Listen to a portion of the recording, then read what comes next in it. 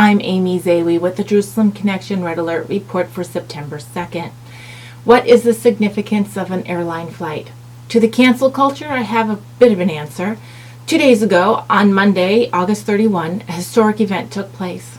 An Israeli commercial airliner took off from Tel Aviv, flew over Saudi Arabian airspace, and landed in the United Arab Emirates. This flight was the first tangible outcome of the Israeli-UAE peace agreement, and it was met with fanfare for some, disdain by others, and a loud silence by a few more. Why is this, though, a significant or big deal?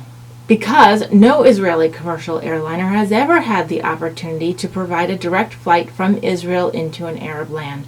And Saudi Arabia traditionally did not allow Israeli flights on their way to any destination to use their airspace, thus adding hours to any given flight that was heading east.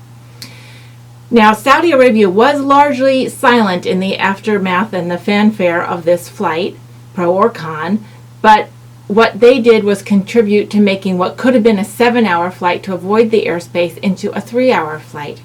So that permission is quite telling. But what does it tell us?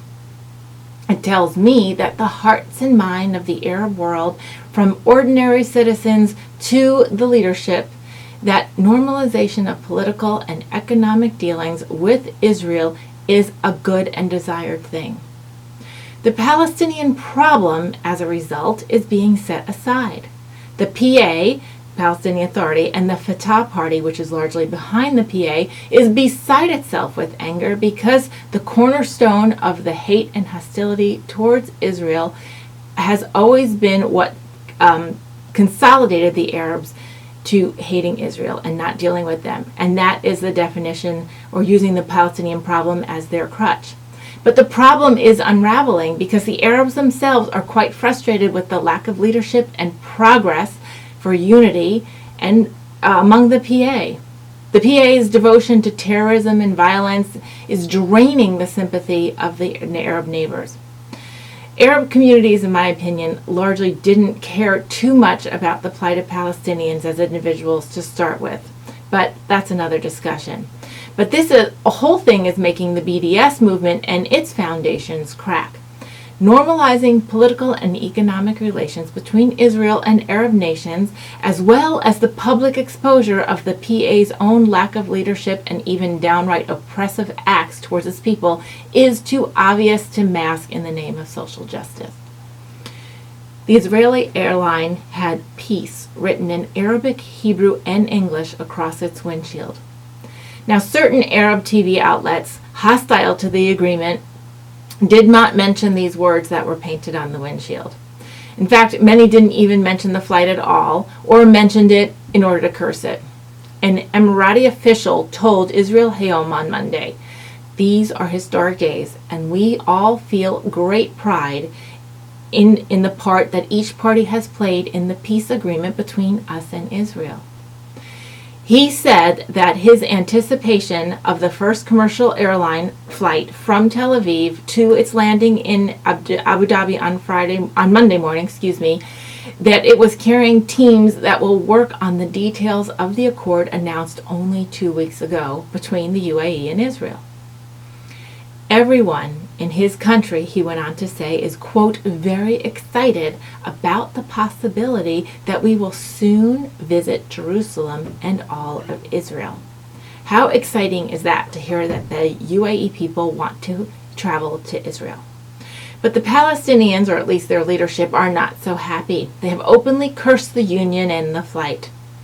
In an opinion piece in the Israel Hayom news organization written by Jalal Bana, who is a pro-peace Arab Israeli, he believes that it's very difficult for his co-religionists sometimes to fall into the trap of populism. And then thus they must condemn the UAE-Israeli pact, just like the PA has done. He goes on to say that this agreement has so much potential and opportunity, especially for the Israeli Arabs, he wrote. He said that they should be, Israeli Arabs, on the forefront of such relations between the two worlds in which they themselves coexist. The Arab world of culture, religion, language, and the Jewish world, one as an Israeli citizen. He goes on to say that due primarily to the failure of Palestinian leadership throughout its history to create any Palestinian unity and present a constructive alternative to the armed struggle, he goes on to say the Palestinian issue is no longer seen in the Arab world as the main problem standing in the way of a relationship with Israel.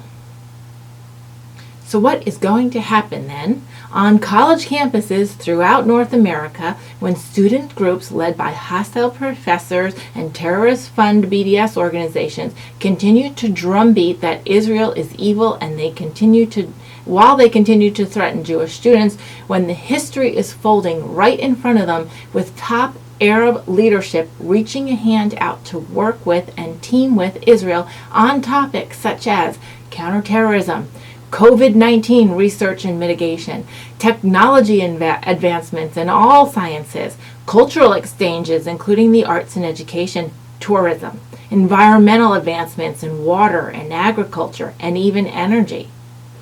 Prior to the flight on Monday over this past weekend, the UAE also announced it's canceling its boycott of Israeli goods. How is the BDS organization going to respond to the wealthiest and arguably most powerful of all the Arab nations in terms of military and financial might that they have decided to work with Israel, trade with Israel, shake hands with Jews, and have Jews visit their soil and they desire to visit Israeli soil? I know many college campuses are still convening classes virtually and many on-campus students' events are relegated to the Zoom app. But may our prayers be that good news finds its way into the news feeds and online discussion forums of students and faculty alike so that they can see that they may change their hearts and end up on the right side of history. Let also the general public be continued to be aware of these issues. Anti-Semitism is still a big problem, but undermining the BDS movement is one pathway to its erosion. Shavua Tov, and have a great week.